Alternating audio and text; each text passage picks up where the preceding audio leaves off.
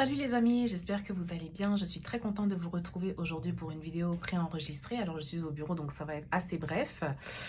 Je voulais vous faire part en fait d'une discussion que j'ai eue avec une amie hier et aujourd'hui d'ailleurs, parce que la discussion a continué sur 2 jours. Et en fait, parce qu'on fait partie toutes les deux d'un groupe Telegram, d'une communauté où on se développe en tant que femme, mais on comprend également les réalités de la femme noire en diaspora, dans le monde du dating, dans les rencontres amoureuses, dans le mariage et dans les faits de société. Et il y a un point qui a été soulevé, c'est que en fait, les latinas, les latinas sont en train de tout ravager en fait. Elles raflent tout. Regardez Jeff Bezos, c'est une latina.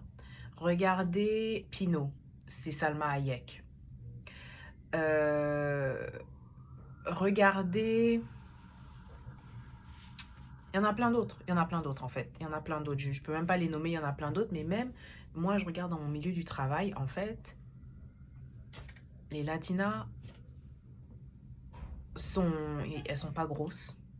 Elles sont pas grosses. Et là, on va me dire, ouais, mais t'es grossophobe. C'est pas que je suis grossophobe, moi-même, j'ai été grosse à un moment donné. Donc ça n'a aucun rapport. Mais elles sont pas grosses, elles s'entretiennent, elles se maquillent, elles sont présentables. Ça, c'est un de leurs atouts. Et c'est vrai qu'on reconnaît beaucoup à la femme latina une sensualité. C'est toujours... elle dégage une énergie vraiment extra féminine. Et je me dis, en fait, elles ont des formes aussi. Elles sont pas du tout... c'est pas des femmes de type caucasien. Elles ont des formes, mais ce n'est pas dans l'excès. Et je discutais donc avec mon amie qui m'expliquait qu'elle aussi... Elle a 2 connaissances, 2 latinas. Il y en a une qui est allée à Miami pendant un long week-end, genre 4-5 jours. Elle marchait sur la plage, elle a rencontré un mec qui gagne très bien sa vie et qui s'est occupé d'elle tout son voyage, qui veut entretenir la relation à distance et tout pour éventuellement, en tout cas, je sais pas c'est quoi la suite, mais en tout cas, un mec qui vraiment pourvoyait depuis le jour 1. Ok?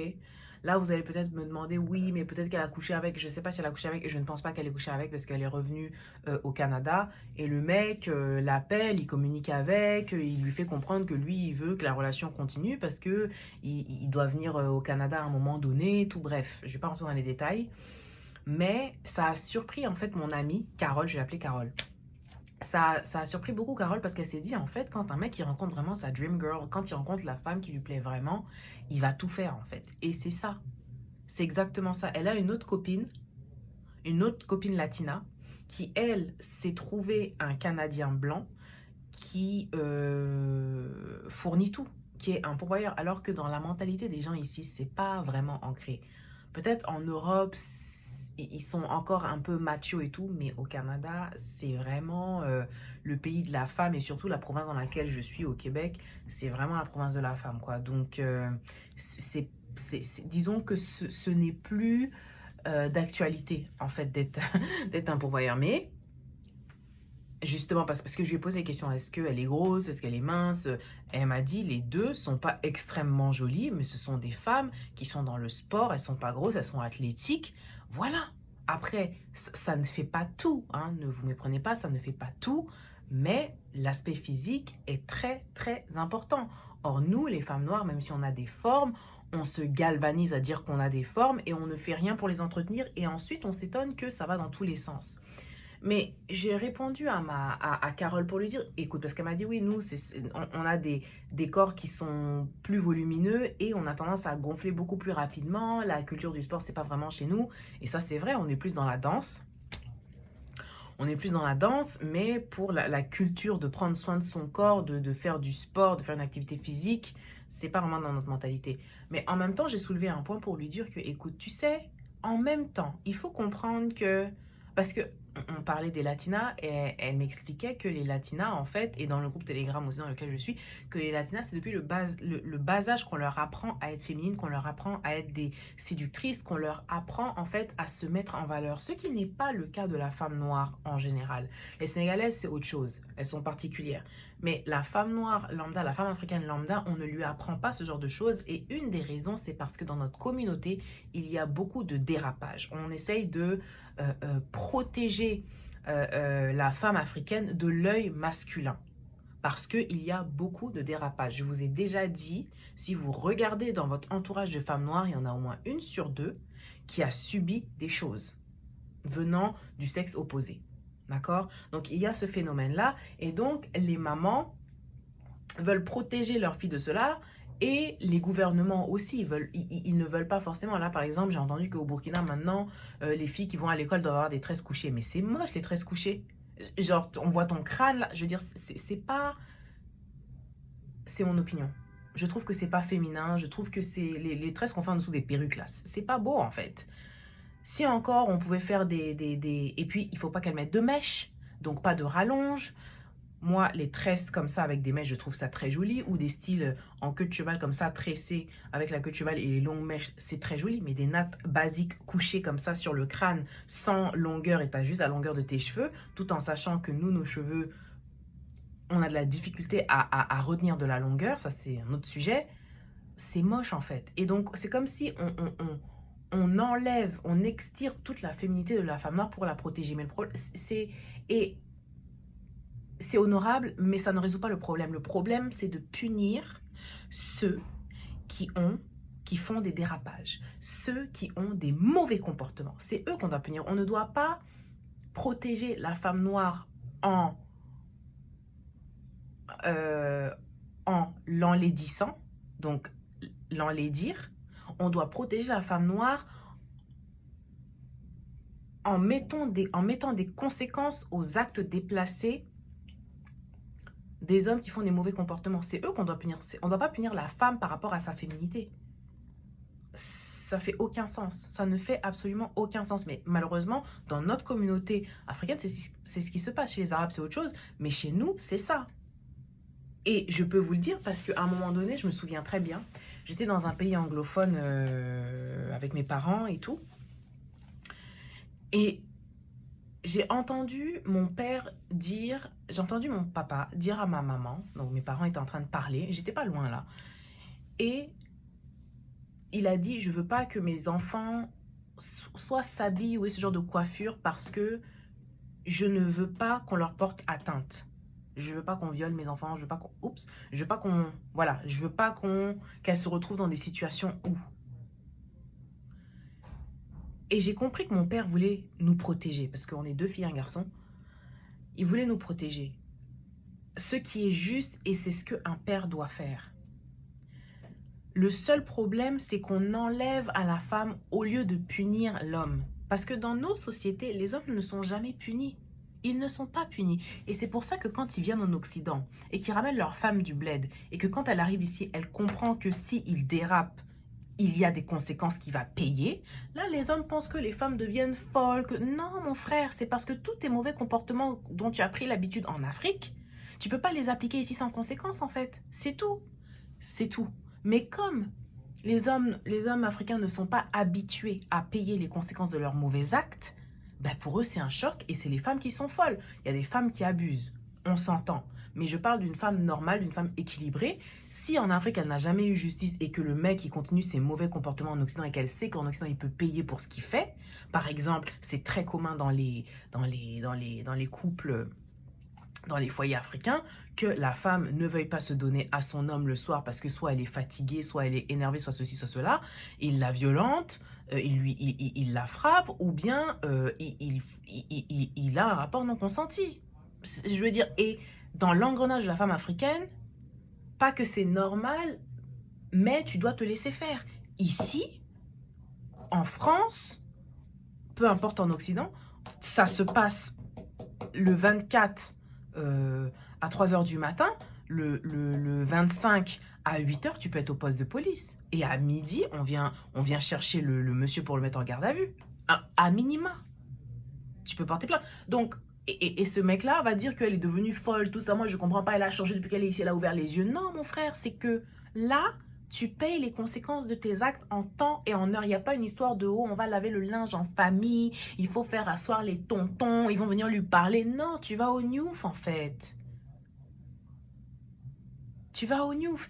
Et donc, pour venir à mon propos, c'est que oui, on doit protéger la femme africaine d'une certaine manière, mais ce n'est pas la bonne. Parce qu'en réalité, le fait de retirer, si vous voulez, cette partie de féminité, et les églises aussi sont complices de ça, les églises sont complices de ça, parce que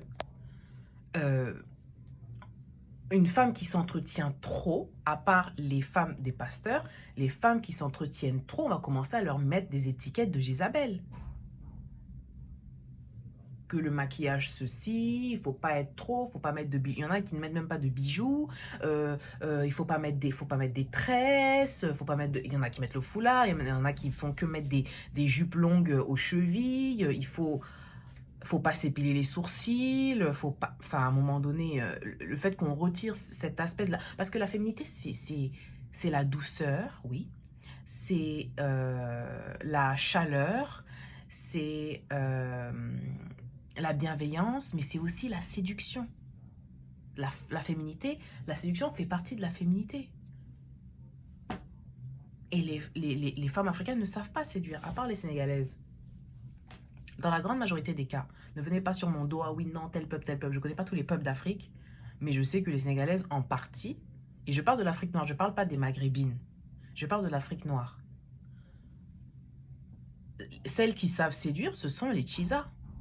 Mais on les considère comme des filles de mauvaise vie et de mauvaise moralité. Mais c'est elles qui savent séduire.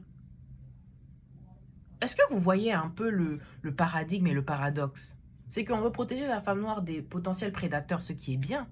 Mais comment réellement la protéger? C'est appliquer la loi et de faire en sorte que les prédateurs payent. Il n'y a que comme ça qu'on peut vraiment protéger une femme. Et ça, les Caucasiens l'ont compris.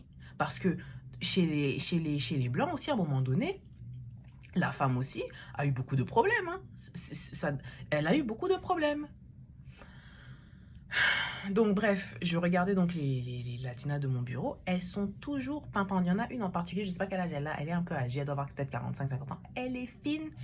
Elle est en talons hauts toute la journée. Elle est en talons hauts. Elle se maquille, elle a son rouge à lèvres, elle a les cheveux plaqués, machin, tirés. Il y en a une autre, elle doit avoir la quarantaine. Elle met son make-up, son rouge à lèvres rose. Elle fait ses yeux, elle fait ses cheveux. Tip top, il y a une fille de ma génération, elle aussi, toujours pimpante.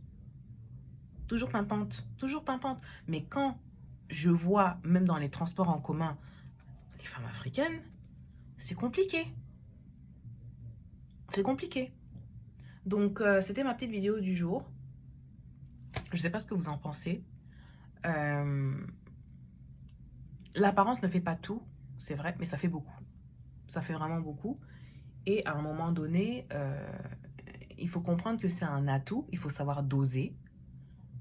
Mais voilà, et il faut comprendre en fait le marketing derrière, la guerre qu'on fait aux femmes belles, comme quoi quand t'es belle, tu es idiote, tu n'as rien dans la tête. Non, c'est pas vrai, c'est juste elles savent jouer de leurs cartes, point à la ligne, c'est tout. C'est tout. C'est tout. Et comme dans le groupe Telegram, on disait ce matin et hier, la femme noire, on vieillit le mieux. On vieillit le mieux. On a le moins de rides, on se conserve le mieux. Mais le physique, ça ne va pas parce que, comme Carole a dit, on est beaucoup dans l'oversize. On est beaucoup dans les vêtements amples, dans les trucs, machin. Ce qui fait qu'on ne contrôle pas vraiment notre surcharge pondérale. On ne contrôle pas notre circonférence, parce qu'on est tout le temps dans des habits amples, donc on peut se cacher sous les boubous. Vous le savez aussi bien que moi, on peut se cacher. Mais ce n'est pas du tout à notre avantage, parce que dans le monde corporatif, on ne met pas de boubous, surtout en Occident, peut-être en Afrique. Mais en Occident, on ne met pas de boubous. On va mettre des boubous pour aller où? Au travail. On va te dire pourquoi tu t'es déguisée, genre. Pas comme ça, mais... Donc, si tu es une femme noire, vraiment, cette année-là, il faut se mettre au sport, ma chérie. Vraiment. Je vous ai parlé qu'il y a Nicole qui se marie en août. En février, c'était catastrophique pour moi. Je me suis entraînée 5 fois. Surtout le mois, ça fait à peu près 1 fois par semaine. C'est vraiment pas assez. Et donc, j'ai pris quelques kilos. J'ai pris 3 kilos, je pense. Mais là, je les ai perdus, ça y est. Je les ai perdus parce que je me suis reprise en main. Mais mon objectif n'a pas changé. Mon objectif... Et comme il y a quelqu'un qui est venu commenter, et très juste d'ailleurs, j'ai dit à 12 kilos à perdre. C'est tout à fait juste et c'est mon objectif. So, sur ce, je vous souhaite une bonne journée et on se dit à la prochaine. Bisous!